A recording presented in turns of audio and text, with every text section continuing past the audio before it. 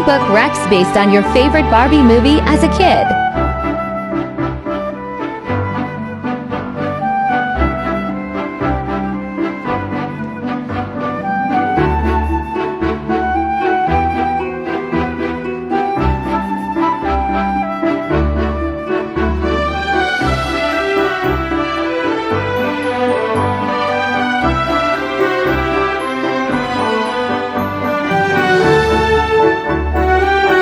You're so very welcome.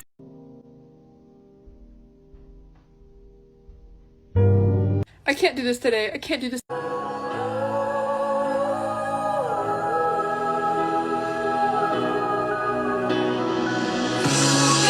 Giving book recs based on your favorite Barbie movie as a kid.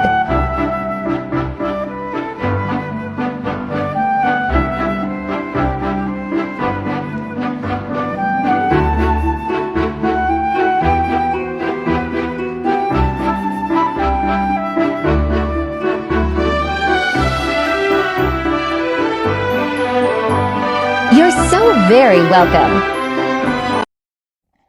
Did everyone enjoy the Halloween special? No, Randy. Only you did. Oh, well, that was pretty much my target audience anyway. I might not have money for food or to hang out with my friends, but I always have money for candles. I always have money for candles. I love candles. 507. Cue a sobbing bank account. This genuinely seems like such a loaded question. Because I would die in every single book world that I like. Hunger Games, dead. Throne of Glass, dead. Incendiary, dead. Red Queen, dead. Crave, dead. So none. Because I would be dead. It physically pains me this series doesn't have more hype. Every book is 5 stars. And the characters, bro, oh my. Like, just look. Oh my god. Oh my god. Literally so fine. Miss Aveyard served with this series. Read it. Also Team Cow. Well, here we are again. Yeah, but this time we're seniors. And we're gonna rule the school. You swing for a different team, but you still play ball, don't you, Danny boy? You're a horrible person. I know, it keeps me awake at night. What do you mean, no? I mean, no. You want to hear it in Spanish? No. I'm 147 pounds of pale skin and fragile bone, okay? Sarcasm is my only defense. You called the police before you called me? I'm supposed to call you first when I find a dead body? Yes! Now, what should we do about the 20-foot wall of windows? Dead body? No, a body of water. Yes, dumbass, a dead body. It's Biles. Call me Biles, or I swear to God I'll kill you. Depends on how you define lying. Well, I define it as not telling the truth. How do you define it? Reclining your body in a horizontal position. He's failing 2 classes. He's a little socially awkward, and if you look close enough, his jawline's kind of uneven. Well, what's wrong with him? What's wrong with him? Do I have a PhD in lycanthropy? How am I supposed to know that? Did you faint at the sight of blood? No, but I might at the sight of a chopped off arm. These are my opinions on the most hyped up fantasy books on BookTok and whether I think they are worth the hype. Of course, we're going to start off with Sarah J. Maas. She is probably the most popular fantasy author on BookTok. Throne of Glass is definitely worth the hype that it's getting, although it did take me a while to get into the series. I do think it's a great one to kind of start off your fantasy era. There's a lot of romance in this as well, although that comes a lot more present in later books, and the magic kind of gets introduced again more throughout the series. It's definitely a commitment if you start this book. They just keep getting better though, so don't judge everything on the first book you read. A Court of Thorns and Roses. This book I think this is better than Throne of Glass in my opinion. Everyone has their different opinions, but I really, really like this book. This is a great introduction to fantasy, especially fantasy romance. The characters in this are amazing. I love this series. Definitely worth the hype. Crescent City, I'm actually currently reading this one at the moment, and so far I'm loving it. It is really different to her other books that I've read, and I know this is said to be a high fantasy series, but so far it's been very easy to understand, so I'll talk more about this one when I've finished. If you've ever been on BookTok ever, you've seen Six of Crows. This is one of my favorite fantasy books ever, so yes, I think it's worth the hype. The found family in this is incredible. The characters are so lovable and you just really connect to them. The plot and the magic system is unlike anything I've ever read before. I love this entire universe, the Grishaverse. It's wonderful. So yes, please read this. This isn't technically fantasy, it's dystopian, but I thought I'd include it in here anyway because again, this is seriously popular on BookTok. I read this for the first time this year. I read the series and I did like it. It's definitely not my favorite series. It's kind of just cool for me. It was an enjoyable read. Got me out of a book slump, which was great. But yeah, nothing incredible, but it's worth the read. Serpent and the Wings of Night. This is such an incredible read. Definitely worth all the hype that it's getting. A really different kind of magic system. I haven't read anything like it before. Very unique, incredible characters, great plot building and world building. I definitely think it's worth the hype. And last but certainly not least, we have The Fourth Wing by Rebecca Yarros. Oh my gosh, this book is so worth all the hype that it is getting. It is such an incredible world. If you're a sucker for magic schools, you're gonna love this book like I am. If there's magic school, I'm there. The characters, the dragons, oh my gosh, everything in this book is so worth the hype that it's getting. So if you're gonna take one recommendation, take this one. Well, if it isn't the consequences of my own actions, what's up? Oh my god! Oh my god. Hello children, I have decided, if you liked if you liked either of these books, yeah, we can't be friends. Those are some of the worst books I've ever read. I don't think a book has ever left me so shocked before. Page 517? The reason why Snow truly hated what Katniss represented so much. My top fantasy reads of the year so far. I have read about 75 books so far this year, and pretty much all of them have been fantasy. These are my top fantasy reads that I highly recommend. This is going to be rapid fire, but if you want to hear the summaries of these books or my thoughts on them, I do have a YouTube video that I just posted on my channel, and it's linked in my bio if you want to watch it. Dance of Thieves by Mary E. Pearson, one of my favorite enemies to lovers fantasy books I've read this year. So witty, so action-packed, I absolutely fell in love with this world and the characters. A Darker Shade of Magic by V.E. Schwab. This is the fantasy book that took me by surprise the most. I was not expecting to love this book as much as I did. The world was so unique to me, the characters were so great, I cannot wait to continue this trilogy. The Final Empire by Brandon Sanderson. This is the first book in the Mistborn series. I absolutely love this book. Brandon Sanderson is the king of fantasy. This book has such unique politics, such unique world building. It is so immersive, action-packed, it's a heist story. It's pretty much everything you could ask for in a high fantasy book. Once Upon a Broken Heart by Stephanie Garber. This is my favorite series of the year. Hands down, my favorite trilogy of the entire year. All of these books were either 4.75 star or above. I loved every single second of this. Absolutely obsessed with these characters, and when I finished reading this series, I literally cried. I couldn't believe I was leaving this world. And Caraval by Stephanie Garber. Such a magical, immersive world, and I just love the fairy tale-like elements that Stephanie Garber writes with. Like, they're so unique, and I feel like there's not any books like this. Shadow of the Gods by John Gwynne. This is a Norse Smith inspired fantasy, and I have never read a Norse Smith inspired fantasy. It was so cool. I love when fantasy books are inspired by mythologies, going back to like Heroes of Olympus inspired by Greek mythology, one of my all-time favorite series. So this just kind of gave me similar vibes, but like in an adult high fantasy. I loved it. Powerless by Lauren Roberts. The best banter, the best enemies to lovers. Oh my gosh, action-packed. I couldn't put this book down. But mainly just I need to reiterate the banter in this. The banter between our main characters is so good. I still think about that to this day. Serpent and the Wings of Night by Cassara Broadbent. One of the best vampire romances I have ever read because it was so unique. I haven't read a vampire romance like this. Enemies to lovers, action-packed, magical games. So good. Divine Rivals by Rebecca Ross. One of the only historical fantasy books I've read. Oh my gosh, I fell in love with it. Our chemistry between our characters is just so undeniable. It is so wholesome. I still think about these characters to this day. I cannot wait for the second book in this series to come out. I'm going to be reading it on release day.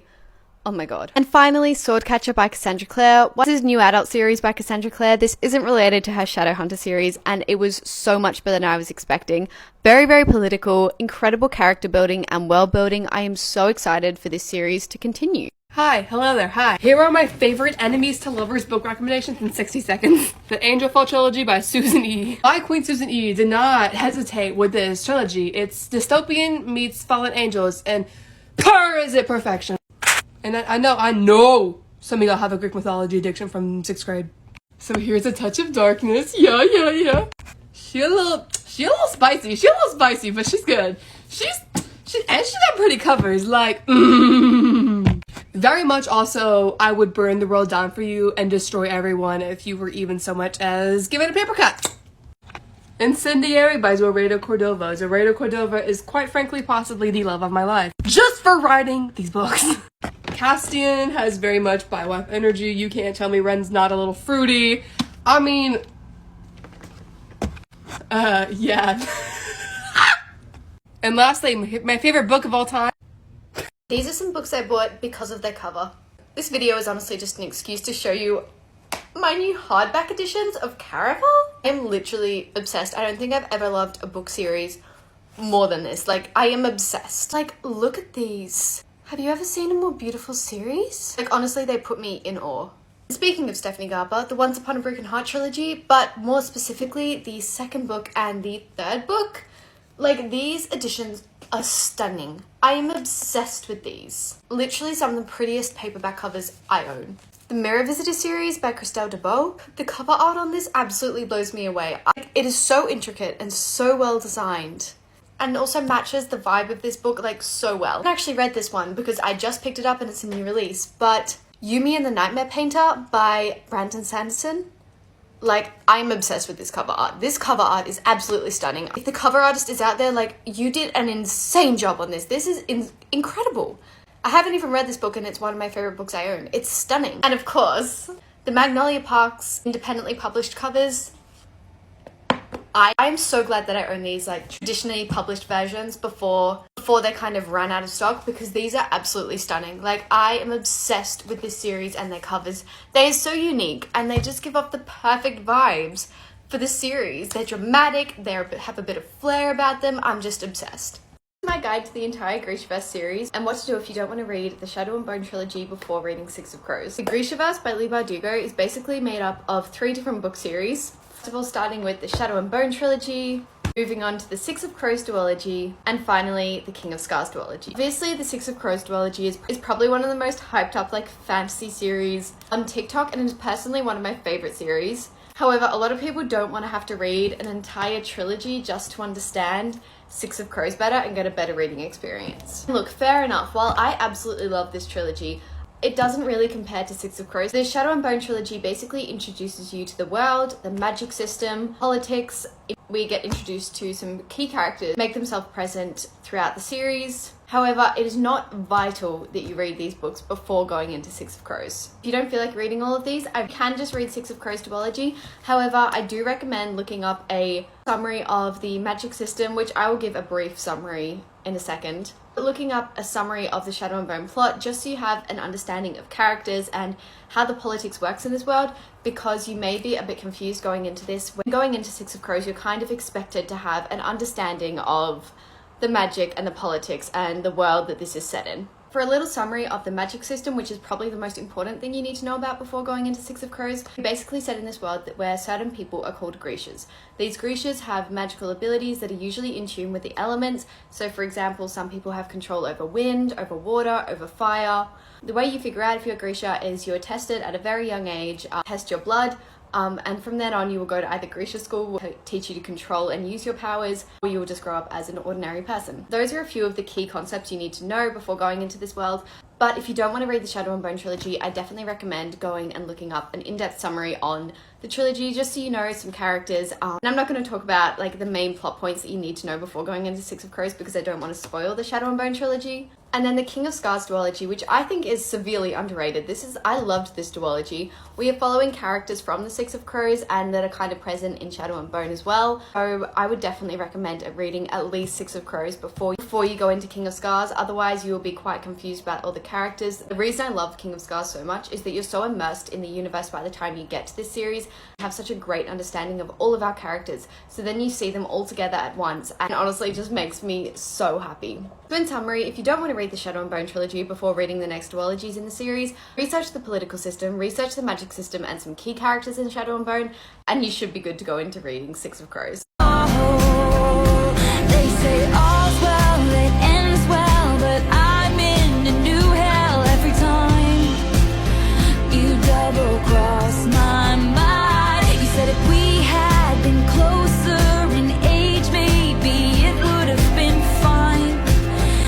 case y'all don't know, I'm like obsessed with the Hunger Games. And Mockingjay has so many good quotes. If you burn, that's not right. If we burn, you burn with us. Yeah, like there's so many good quotes. But everyone always overlooks my favorite quote, and it makes me so mad. And it takes place at the beginning of Mockingjay, right when Katniss sees Finnick in the infirmary. She goes, this girl really goes. And it takes too much energy to stay angry with someone who cries so much. And I genuinely think that that's what goes through my friends' brains every single time they answer a FaceTime call with me just in tears over the same dingy white boy. Let's go through my December TBR. I cannot believe we're saying that, but for December I decided to do something a little bit fun, and I got my followers, you guys, to pick a lot of my December reads. So I put some polls up and got you to choose between a few books. If you want to see the full process of that and everything, I have a YouTube video up that's linked in my bio. But let's move on to the TBR. First two books on my TBR are actually the next two in a series. So I started the Dark Shed Magic trilogy a month ago, and I would just love to have this series finished by the end of the year. So that is A Gathering of Shadows and A Conjuring of Light. These are the next two books. They're quite thick, so I don't know if I'll get them finished, but I really, really want to. I would also love to read Dragon Rider, which is an arc I kindly got sent. It's a dragon fantasy romance, which I just feel like is absolutely perfect for this time of year. I'm honestly just so excited to read this. I can't wait to delve into a new world. This is the first in a series. I believe it comes out in April. This cover is absolutely stunning. I cannot wait to read this. Now we're on to the books that my followers chose for me. So the first book is Whisper by Lynette Noni. I don't know a lot about this book, but Emily chose it out for me when we went book shopping together, and I am so excited to read it. Really wanted to pick this up in December, so I'm very glad it won. It is quite a short book, and I don't know whether it's a fantasy, whether it's dystopian, whether it's a thriller, I don't really know, but I want to go into it blind, so I'm excited to finally read this. We then have Ninth House by Leigh Bardugo. You all know I've been putting this off for so long because I'm scared that it won't live up to my expectations, but we're finally going to do it this month. This is a dark academia fantasy. It's set at Yale, and we're following a group of students, I believe, who are investigating a case that happened on their campus. So it does sound like my cup of tea, and I love Leigh Bardugo's writing, so I'm actually really excited to go into this, and it's not too long, so not too intimidating. For a romance, I have got Powerless by Elsie Silver. This is the third book in the Chestnut Springs series. I read the first two, absolutely love them, so I can't wait to read this one. Quite a bit longer than the other ones in the series, but I've also heard that this was like a lot of people's favorites, and I think it'll be a good brain break to break up all the intense fantasy I apparently have on my TBR. And finally, One Dark Window by Rachel Gillig. I know I'm going to get to this. I am going to get to this soon. It's taken me forever to find a physical copy, and I cannot wait to immerse myself in this world. I've heard such good reviews about it. I'm crossing my fingers that I love it as much as everyone else. I'm just so excited to introduce to a new magic system and a new world that I'm not familiar with. I always love going into fantasy books, so I'm so excited to read these. Slay! Slay! Shut up! Shut up! Shut up!